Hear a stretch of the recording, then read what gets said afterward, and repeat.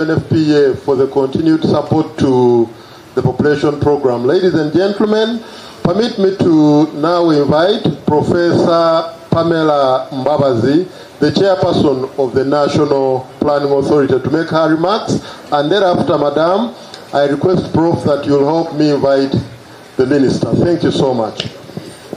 Thank you very much, the Honourable Minister for Health, the Honourable Minister of State for Finance, Planning and Economic Development Planning, my colleague, the board member at NPA, the Executive Director, NPA, the UNFPA representative, the Executive Director, Butabika National Referral Mental Hospital, all distinguished guests, members of the media, ladies and gentlemen, a very good morning to you all. It is my pleasure this morning as chairperson of the National Planning Authority to present the 2025 State of Uganda Population Report under the theme Mental Health, a Silent Emergency. This year's report takes a deliberate and strategic step to place mental health at the center of Uganda's development discourse. Mental health is not merely a social or medical concern. Just as the previous speakers mentioned, it's both a driver and constraint to national development. The well-being of our people is directly linked to the productivity of our workforce, the stability of our families, and the resilience of our economy. Mental health affects multiple dimensions of development. It shapes the quality of human capital, the effectiveness of service delivery, labor productivity, and the overall societal resilience. So addressing mental health, ladies and gentlemen, is very essential for building a healthy, capable, and productive population that can sustain long-term development. As the previous speakers noted, the 2025 State of Uganda Population Report shows that mental health conditions affect nearly 1 in 4 Ugandans. All of us here, I think, are affected by this vice.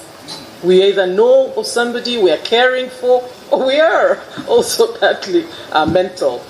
So it demonstrates really that the economic cost of mental illness is rising, largely through lost productivity. These findings confirm that mental health is not a marginal issue. Yet there remains a clear mismatch between the need and investment. So ladies and gentlemen,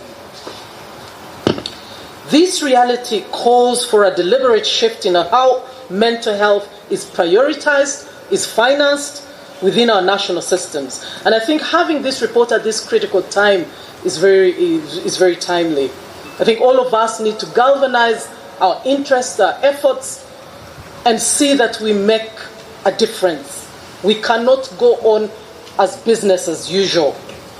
When citizens are mentally healthy, they remain in school, perform effectively at work, support their families, and contribute meaningfully to national progress. The returns on mental health investment extend far beyond the health sector. Mental health must, therefore, be understood within Uganda's broader development framework, the 10-fold growth strategy, the 4th National Development Plan, and Uganda's Vision 2040, which all place people at the center of transformation. We need very able, very clear focused, very mentally alert Ugandans to get the 10-fold growth. However, a population weighed down by mental distress cannot fully participate in economic growth. Unlocking this potential of our people, therefore, requires deliberate attention to mental well-being. So it's against this backdrop, ladies and gentlemen, that the 2025 report adopts a life course and systems approach. It examines how mental health risks and outcomes evolve from early childhood through youth transitions, working life, and old age, and how these experiences interact with education, employment, urbanization, and social protection systems. So distinguished ladies and gentlemen, By moving beyond a narrow facility-based view, this report positions mental health as a population-wide development concern. It highlights the social-economic drivers of mental health and illness, quantifies the human and economic costs of inaction, and assesses the readiness of Uganda's health and social systems to respond. And in bringing these elements together, the report really provides an integrated evidence base to guide policy, planning, and investment. We must act now. We have the data, we have the information, and we could and must get it right. And as the National Planning Authority, we will continue working very closely with the Minister of Health, and I'm very pleased, Honourable, that you're here. Let's work together and get this done. The Ministry of Finance, Planning and Economic Development, my Honourable Minister is here. We have to do it differently. Development partners, UNFPA, you're here. All civil society development partners, private sector, the media, let's decide deliberately, intentionally, to do it differently. We must act now. We will advocate for strong prioritization of mental health across development programs and support its integration into national and subnational planning processes. The passionate director for mental health at Butabika has passionately appealed to the country, to the minister. Let us rally behind her and the ministry and really act and address the issue of mental health in this country. I call upon government across all the institutions, all our development partners, all of civil society, the private sector, once again the media, and the entire communities to engage with the findings that we've provided in the report and act with urgency and coordination. We must strengthen prevention and early intervention, expand access to quality services, increase resources for mental health, and address the stigma that prevents many from seeking care. In doing so, we will protect Uganda's human capital and strengthen national productivity. So, honorable ministers, distinguished guests, ladies and gentlemen, let this report mark a turning point in how we understand and respond to mental health in Uganda. The evidence is clear. The cost of inaction is just too high. By placing mental health at the center of our policies and investments, we will strengthen our human capital and enhance productivity and advance the goals of our tenfold growth strategy, the 4th National Development Plan, and Uganda Vision 2040. If we protect the minds of our citizens, we will secure the future of our nation. I thank you for God and my country. So it is my pleasure to invite my Honourable Minister to address us. Honourable Minister, you have the floor.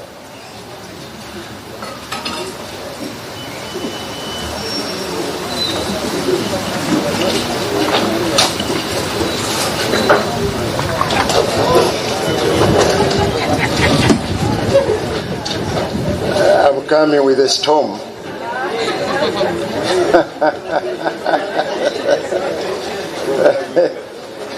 From Kayunga. Honourable Minister of Health, Dr. Jane Ruth Achange, the Chairperson, National Planning Authority, the Executive Director, NPA, the UNFPA Country Representative, the Executive Director, Butabika Hospital, who has made a very brilliant speech, distinguished guests, members of the media, ladies and gentlemen, I'm pleased to join the National Planning Authority and all the stakeholders for the launch of the 2025 State of Uganda Population Report under the theme, Mental Health, a Silent Emergency. Mental health in Uganda cannot be understood in isolation from the labor market. And that's the direction I'm going to take. Every year, between 600 and 700,000 Ugandans enter the labor market. Over 95% of them are youth. At the same time, our population is growing at 3.1% or slightly below annually. Yet, during NDP3, government targeted to create 512,000 jobs annually. So you are comparing what we are planning to create vis-a-vis what is entering the labor market. And this 512,000 is against an estimated demand of about 700 jobs per year. This gap between labor supply and job creation is not abstract. It translates into unemployment, underemployment, and disengagement. It translates into frustration. Many of you have been walking around in search for jobs, and I'm sure you must have gone through this frustration that I'm talking about. And increasingly, it translates into mental distress. According to the National Labour Force Survey, youth unemployment stands at 16.5%, higher in urban areas and among graduates. More concerning, 51% of our youth, that is close to 5 million young people, are neither in employment, education, nor training, and we call this NEETs. So they are not employed, they are not in educating, or they are not learning, and they are not training. And this is not just a labor statistic, it is a very big social risk. Ladies and gentlemen, the 2025 State of Uganda Population Report shows that nearly 1 in 4 Ugandans is affected by mental health challenges. We must ask ourselves, in a country where millions of young people are outside productive engagement, can we separate mental health from economic structure? The answer is that we cannot. Economic exclusion breeds psychological strain. Prolonged unemployment weakens social identity. Underemployment suppresses income, confidence, and aspiration. Youth who remain disengaged for long periods are more vulnerable to crime, substance abuse, and social instability. And we saw this during the recent campaigns that we had. There is also a macroeconomic cost to this. Using established economic modeling, Uganda's GDP would have been significantly higher if the NEET rate were reduced to 10%. The opportunity cost runs into trillions of shillings annually, and that's what we are losing. Now let us situate this within our growth ambition. Government created about 1.6 million jobs over the NDP 3 period. This is impressive, but not enough. It's for this slow-paced growth that we have adopted the 10-fold growth strategy, where we are intensifying efforts to raise annual job creation beyond current levels. Under the 10-fold growth strategy, Uganda aims to grow from approximately $53.7 billion, that's when we started it about a year ago, to $500 billion by 2040. That's our vision here. So this requires doubling GDP every 5 years. increasing exports to 50% of GDP, expanding savings to 40% of GDP so that we have enough money to borrow from to expand our economy, and raising per capita income sixfold. This transformation depends fundamentally on human capital, labor productivity, skills, innovation, and disciplined execution. If economic growth does not outpace population growth, and if job growth does not keep pace with labor force entry, the mental health burden will worsen. And that's a structural warning, and we need to address the problem. Distinguished guests, the solution must therefore begin with jobs. The need analysis is clear.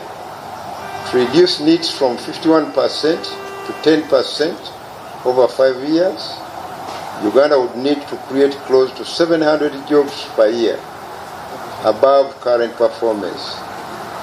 And what does this mean? Number one, accelerating structural transformation from informal, speculative activity towards manufacturing, agro-processing, mining, trade, and construction. So that's number one, where we need to place a lot of emphasis.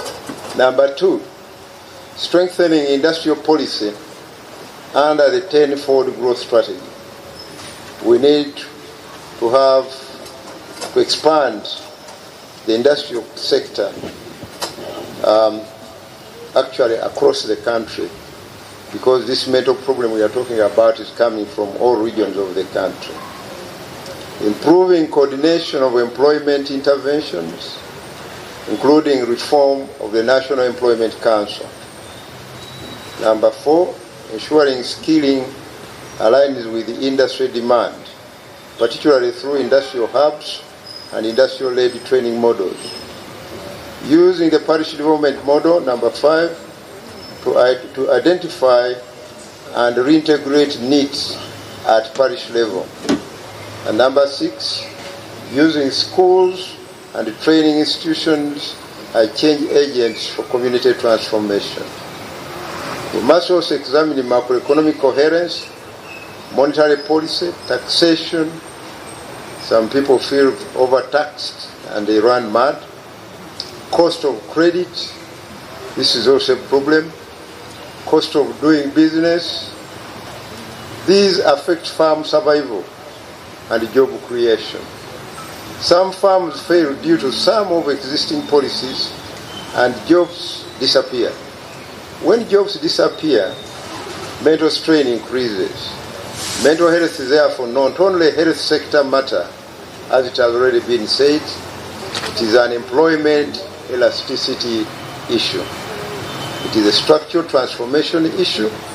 It is a growth and quality issue. Uganda's demographic structure is still youthful. That's an opportunity, but only if employment expands faster than the population growth. If not, we risk converting demographic dividend into demographic distress. The Ministry of Finance, Planning and Economic Development remains committed to ensuring that employment creation becomes central to planning, budgeting, and performance monitoring. Job creation must not be incidental. It must be measured, tracked, and treated as a macroeconomic outcome. Let us therefore treat mental health not only as a clinical emergency, but as an economic signal. The signal is clear: create jobs at scale, raise productivity, deepen industrialization, and strengthen household incomes. And we will not only grow the economy, but we will stabilize society mentally. We are ready to provide, to go some distance in providing resources needed to deal with the current problem we are experiencing today. Thank you so much for your attention, for God and my country. May I now take the singular honor to invite our chief guest, the Minister of Health, the Honorable Dr. Jane Ruth Acheng, to address us and commission the report. You are welcome.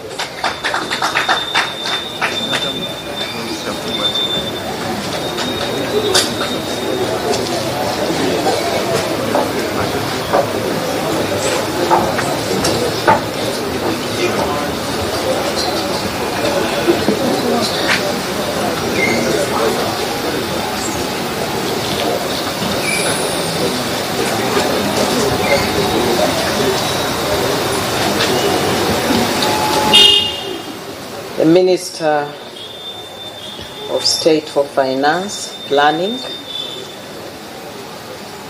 the Chairperson of the National Planning Authority, the Executive Director, and leadership of the National Planning Authority, the country representative of UNFPA, different heads of MDS present, the Executive Director of Butavika National Referral Mental Hospital, the media, distinguished guests, ladies and gentlemen. I am so honored to join you today for the launch of the State of Uganda Population Report 2025, which is also called SUPRE, under the theme Mental Health, a Silent Emergency. I wish to commend the National Planning Authority for convening this important moment and for placing mental health exactly where it belongs. That is at the center of national development and planning. I also extend sincere appreciation to UNFPA for its continued support in the annual development of State of Uganda's population report. Today's report delivers a clear and urgent message. Mental health is not merely a clinical issue. It is a developmental issue. The State of Uganda's Population Report is a flagship instrument through which the National Planning Authority translates population evidence into planning intelligence. The theme makes it unmistakably clear that mental health is no longer a marginal social concern. It is a cross-cutting constraint on human capital development, service delivery, effectiveness, and socio-economic resilience. Uganda's ambition under the 10-fold growth strategy is bold to expand our economy from $50 billion in 2023 to $500 billion by 2040. But this aspiration rests on one foundational requirement: a healthy, skilled, productive, and emotionally resilient population. We must therefore speak plainly. Human capital development cannot be achieved while mental ill health is rising. When the mind is unwell, learning suffers, productivity declines, families break down, violence escalates, and communities lose hope, as you have heard from the previous speakers. This population report reminds us that Uganda's demographic reality is not declining. It is rapid population growth accompanied by a heavy dependency burden. The fertility rate remains around 4.5 births per woman, and our population is projected to reach 48.2 million people this year, 2026, with more than 1.5 million people added each year. When I say 1.5 million people added, it means our women will deliver 1.5 million babies. And this is not only this year, it is every year. Most significantly, 73.2% of Ugandans are below the age of 30. This presents a powerful opportunity for a demographic dividend. Yet it also presents a serious risk if our young people are overwhelmed by unemployment, which is the case, exclusion, addiction, trauma, and untreated depression. The report highlights that 50.9% of young people aged 18 to 30 are not in employment, education, or training. This reality fuels distress and hopelessness. In other words, Uganda's population challenge is not only about how many we are. It is about how well we nurture and protect well-being across the life course, so that our youthful population becomes a skilled and productive workforce under the National Development Plan 4 and the 10-fold growth strategy. The evidence presented in the State of Uganda's Population Report 2025 is deeply concerning. Facility-reported mental health cases increased by 71% between 2021 and 2024, from 494,326 to 843,295 cases. Mental health conditions affect approximately 24.2% of adults and 22.9% of children.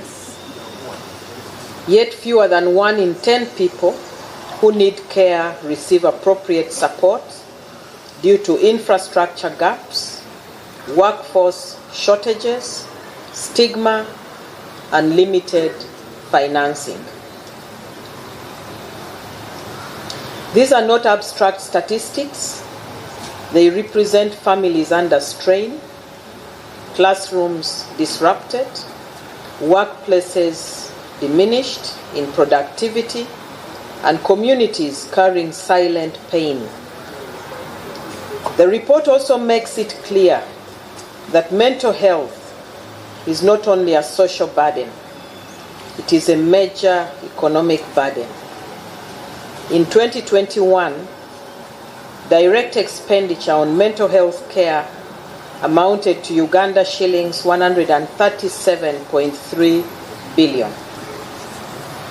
Indirect losses from absenteeism and presenteeism reached Uganda shillings 696.6 billion, bringing the total annual cost to Uganda shillings 833.9 billion.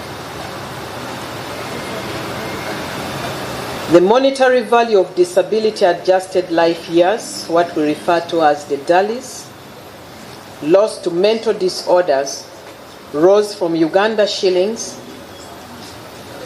283 billion in 2000 to Uganda shillings 2.96 trillion in 2023.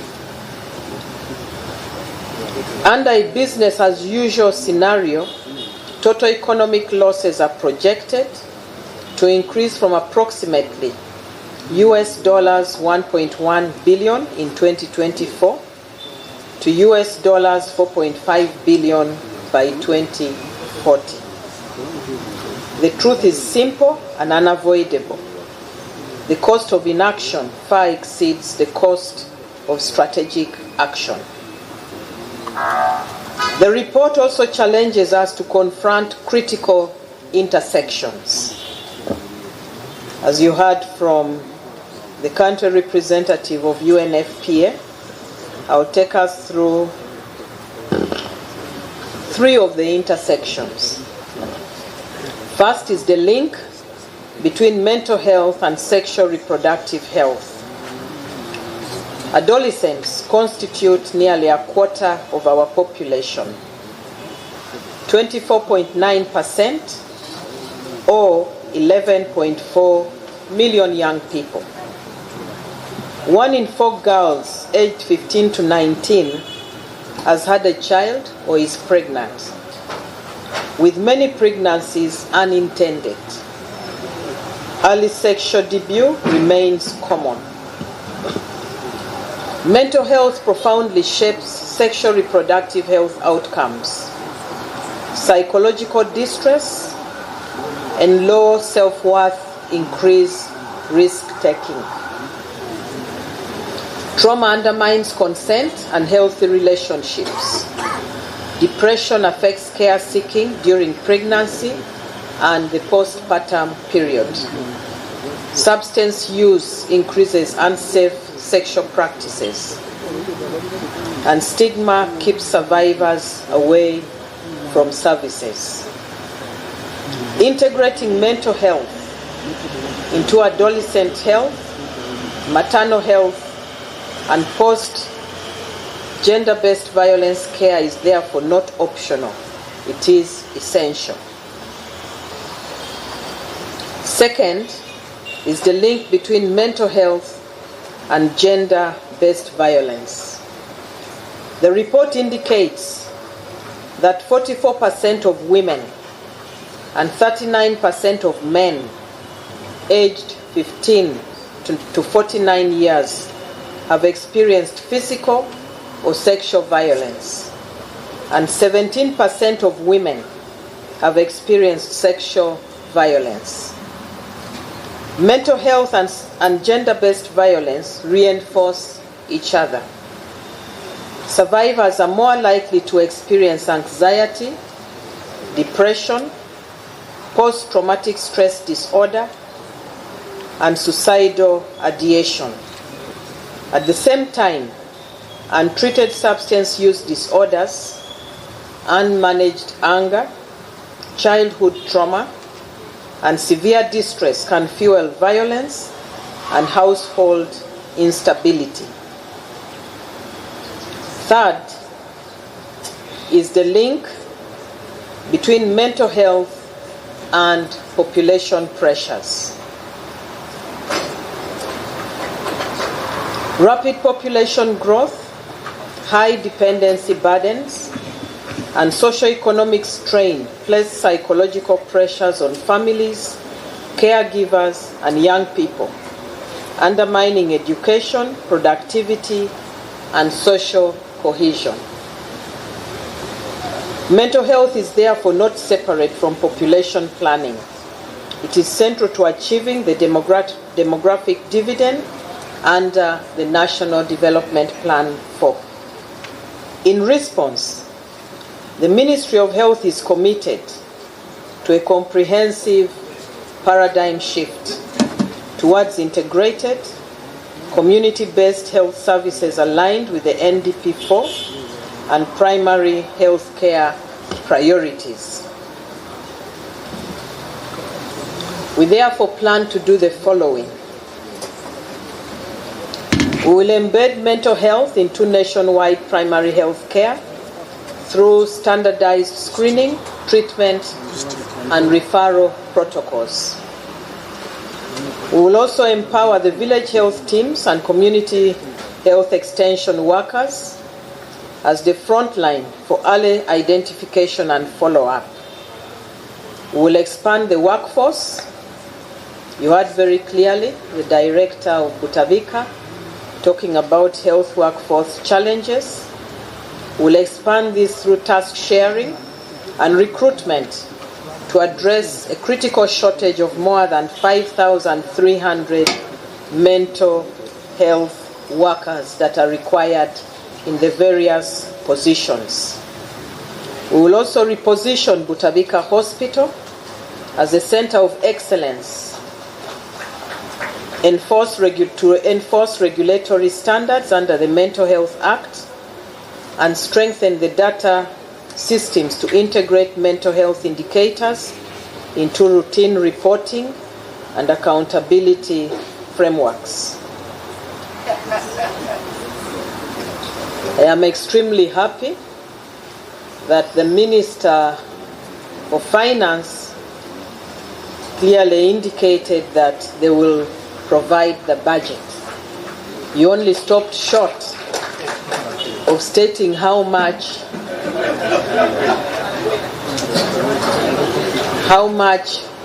will be provided. But the good news is that this is a budgeting season, and therefore as Ministry of Health we are extremely hopeful that our budget will be increased since the report has come in timely. I will follow up with you to understand the amount of the increment so that we can advise Butabika to plan accordingly.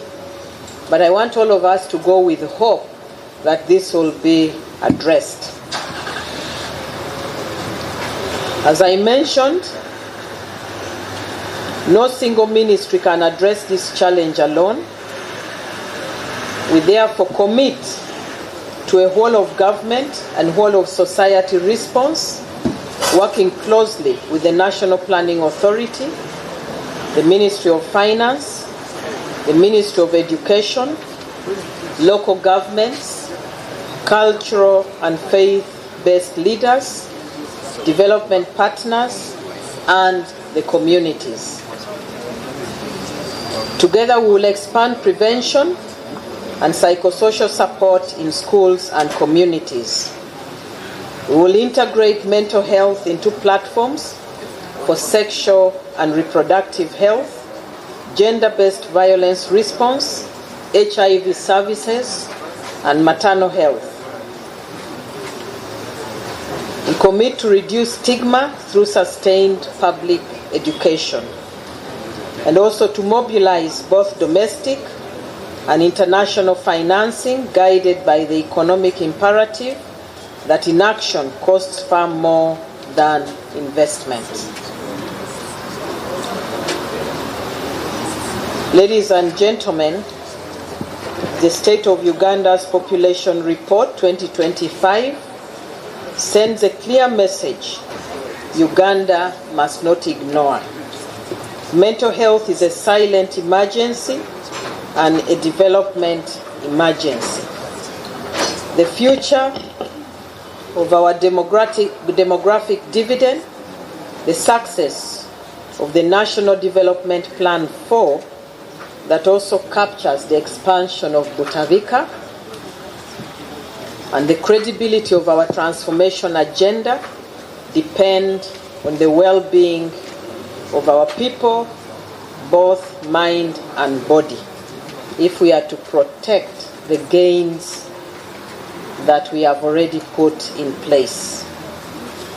Therefore, as we launch this report today, let us commit to measurable action, prevention, early identification, integrated care, strong community systems, a strengthened workforce, and a coordinated national response.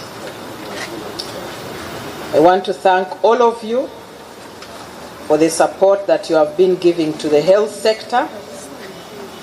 This report comes to remind us that there is a lot that still remains to be done, and we commit to do it together, not as Ministry of Health, but as a multi-sectoral response. So with those remarks, I want to invite the Minister, the Chair of NPA, the Executive Director, the Executive Director Butavika, and the country rep of UNFPA, my Director for Public Health, to come forward so that we launch this report officially.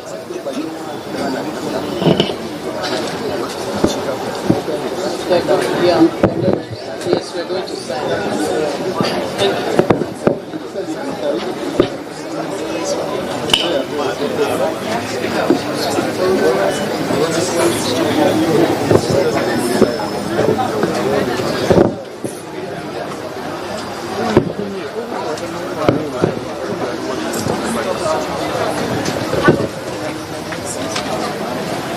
Thank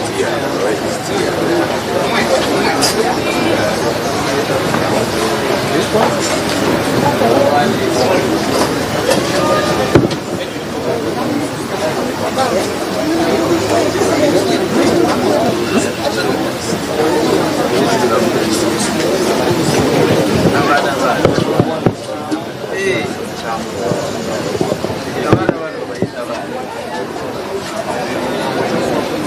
So this is the report. I went through the statistics. We are going to officially append our signatures here to show our commitment, but also to endorse this report as the official report for action.